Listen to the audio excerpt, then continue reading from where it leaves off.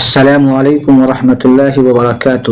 یہ آج ہم سب ایک ایسی حدیث پڑھتے ہیں جسے ہر مسلمان کو جاننا بہت ضروری ہے اور ہر مسلمان کو پتہ ہونا چاہیے۔ نبی کریم صلی اللہ علیہ وسلم نے فرمایا، حوض کوثر پر تم لوگوں کا پیش خیمہ ہوں گا اور تم میں سے کچھ لوگ میری طرف آئیں گے۔ جب میں انہیں حوض کا پانی دینے کے لیے جھکوں گا تو انہیں میرے سامنے سے کھینچ لیا جائے گا۔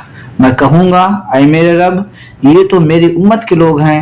اللہ تعالیٰ فرمائے گا، آپ کو معلوم نہیں کہ انہوں نے آپ کے بعد دین میں کیا کیا نئی باتیں نکال لی تھیں۔ آپ صلی اللہ علیہ وسلم کی حدیث ہم سب کو یہ جاننا بہت ضروری ہے کہ دین میں اگر کوئی نئی باتیں نکالی جائیں، اور جسے بدعت کہتے ہیں، بدعت سے ہر مسلمان کو بچنا چاہیے، اور بدعت ایسی چیز ہے جو جہنم میں لے جانے والی چیز ہے۔